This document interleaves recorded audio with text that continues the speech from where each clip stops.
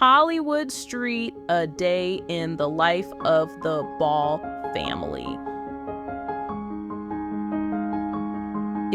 Narrated by Mildred Ball Bright. You know, I often find myself thinking back to those days on Hollywood Street. It was a time when life was simple, at least as simple as it could be for a Black family in the 1940s in Beaumont, Texas. We didn't have much, but what we lacked in material things, we more than made up for in family, faith, and a whole lot of love. And trouble. Let me tell you, we were always getting into some kind of trouble, especially with my big brother, Pat Jr., leading the charge. The poison ivy incident.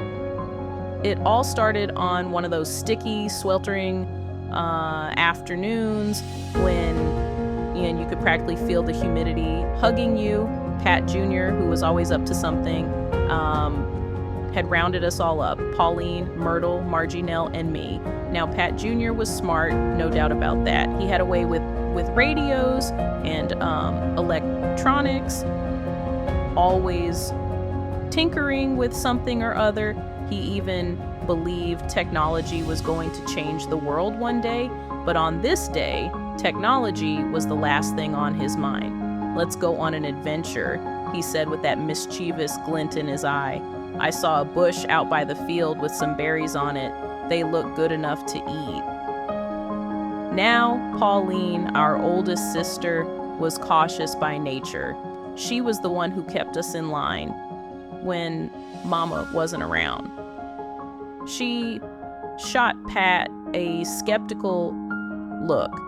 "Are you sure about this? Mama always says we shouldn't mess with things we don't recognize." But Pat Jr. was persuasive, and before we knew it, we were traipsing through the field with him leading the way. Myrtle, of course, was already trying to figure out how to tattle on us without getting herself in trouble, but even she couldn't resist the allure of forbidden berries. We found the bush all right. Bright red berries hung from the branches like little jewels. Pat Jr. picked a handful, tossed a few into his mouth, and grinned. "See, they taste just fine." Being the independent one, I shrugged and grabbed some for myself. I wasn't about to let my brother have all the fun. Margie Nell, sweet and trusting as always, followed suit. The berries were sweet with just a hint of tanginess. We were so caught up in our discovery that we didn't think twice about filling our pockets and even bringing some home. That's when things went sideways. When Mama got home from her long day at the box factory and cleaning houses, the first thing she noticed was that cup of berries sitting innocently in the ice box. I swear she had eyes like a hawk. "What's this in the ice box?" she asked, her voice sharp as a tack. We all froze. Myrtle, bless her heart, couldn't keep her mouth shut any longer. "They found those berries out in the field, Mama. I told them not to, but they wouldn't listen." Well, if there was ever a moment to see a woman's face change color faster than a traffic light, that was it. Mama went pale as she dumped the berries into the sink. "Oh, Lord, help us," she cried. "Those are poison ivy berries." The room fell silent as we all realized what we had done. Pat Jr. looked like he wanted to disappear into the floor, and even Myrtle, the rule enforcer, looked genuinely scared. "Get in the car, all of you," Mama ordered.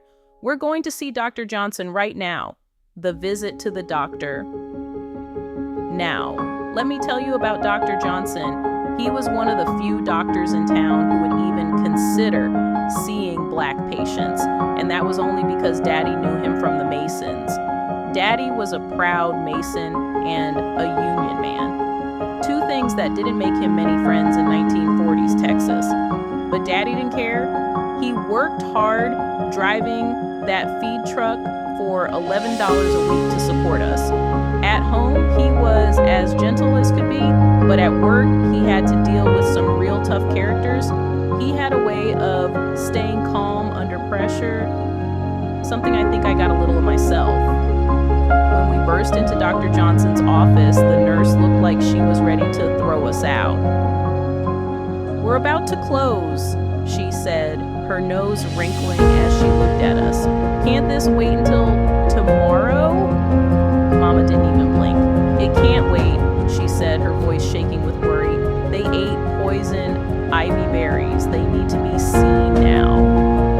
Just then, Dr. Johnson appeared at the door. He looked us over with a mixture of irritation and concern, but when Daddy stepped forward and gave him the Mason's handshake, something shifted. The doctor's eyes softened, and he nodded. "Come with me," he said, his voice low. He led us to a small closet at the back of the office. "Stay in here until the office is closed. We can't risk anyone seeing you." I can still remember the smell of that closet, disinfectant and old wood.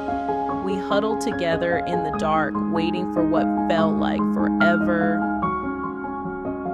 Finally, Dr. Johnson returned and ushered us into an exam room. He checked us all over, relief washing over his face when he realized we weren't showing any severe symptoms. "You're lucky," he said, his tone serious, "but you'll need to drink plenty of milk and take baths with ivory soap. If anyone starts shaking or gets a fever, you bring them back immediately." Mama nodded, her hands still trembling. "Thank you, doctor," she whispered. Before we left, Dr. Johnson pulled Daddy aside. "If your boy ever gets really sick," he said, glancing at Pat Jr., "you need to take him to John Seeley Hospital in Galveston. It's the only place that will treat him properly." Daddy nodded, understanding the weight of what was left unsaid. Back then, if you were Black and needed serious medical care, there weren't many options. But Dr. Johnson was right. John Seeley had a contract to treat convicts and Black folks, and that was a lifeline for families like ours. Reflections and legacy. You know, looking back on those days, I realized just how much our parents did to protect us. They didn't have much, but they gave us everything they could, strength, love, and the determination to make something of ourselves. Pat Jr. went on to work with electronics, just like he always dreamed. He was ahead of his time, always tinkering with gadgets and radios. Pauline took on the role of caregiver, even when she was just a child herself, and kept us all in line. Myrtle was the rule follower, sure, but she was also the one who made sure we didn't fall too far off the path. And Margie Nell, with her sweet, generous spirit, brought light and laughter into our lives.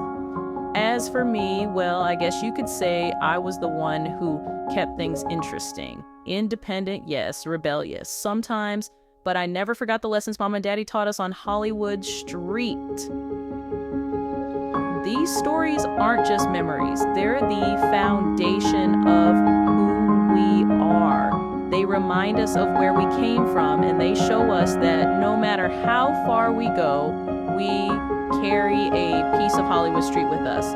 In the faces of our children, nieces, nephews, and grandchildren, I see the same determination, the same love, and yes, even the same mischievous spirit that got us into trouble all those years ago.